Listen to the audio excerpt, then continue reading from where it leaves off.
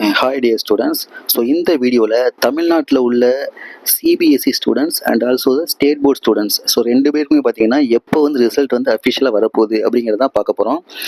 சரி வாங்க வீடியோக்குள்ளே போவோம். ஸோ நம்ம சேனலுக்கு சப்ஸ்கிரைப் பண்ணாத பண்ணிக்கோங்க, உங்கள் ஃப்ரெண்ட்ஸுக்கு ஷேர் பண்ணுங்கள், சப்போர்ட் பண்ணுங்கள். ஃபஸ்ட்டு சிபிஎஸ்சி ஸ்டூடெண்ட்ஸுக்கு வந்து ரிசல்ட் எப்போ வருதுன்னு பார்ப்போம். அதுக்கடுத்து ஸ்டேட் போர்ட் ஸ்டூடெண்ட்ஸுக்கு நான் சொல்கிறேன்.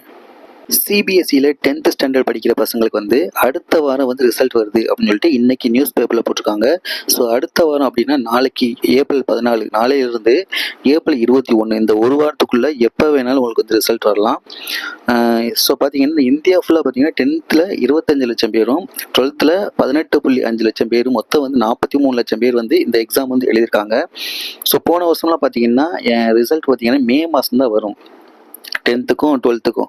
ஆனால் இந்த வட்டம் பார்த்தீங்கன்னா ஏப்ரல்லே வரப்போகுது. ஏன் அப்படின்னா இந்த வருஷம் பார்த்தீங்கன்னா இந்த புதிய கல்விக் கொள்கை அப்படிங்கிறது இன்ட்ரடியூஸ் பண்ணியிருக்காங்க. ஸோ இந்த எக்ஸாமில் வந்து யாரெல்லாம் மார்க் கம்மியாக வாங்குறாங்களோ அவங்களுக்கு வந்து திரும்பி அடுத்த மாதம் வந்து இன்னொரு எக்ஸாம் நடக்க போகுது மே மாதத்தில். அதனால தான் உங்களுக்கு வந்து ஏப்ரல்லே வந்து ரிசல்ட் வரப்போகுது அப்படிங்கிறத சொல்லியிருக்காங்க.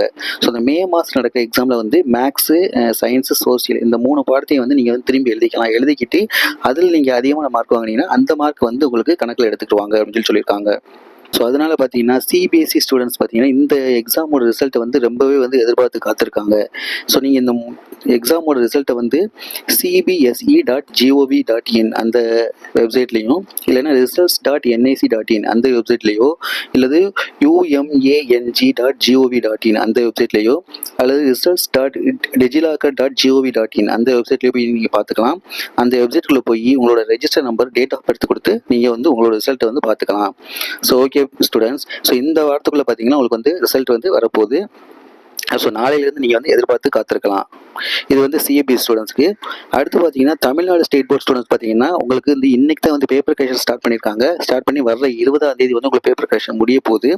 ஸோ முடிஞ்சதுக்கப்புறம் பார்த்தீங்கன்னா மே 8ஆம் தேதி 12th-க்கு வந்து ரிசல்ட் வரப்போகுது. ஸோ அதுக்கப்புறம் மே 20ஆம் தேதி வந்து 10th-க்கு ரிசல்ட் வரப்போகுது. இதுதான் வந்து இப்போதைக்கு அஃபிஷியலாக சொல்லியிருக்காங்க. சப்போஸ் உங்களுக்கு வந்து டேட் மாற்றினாங்க அப்படின்னா நான் வந்து கண்டிப்பாக அப்டேட் பண்ணுறேன். Okay, thank you.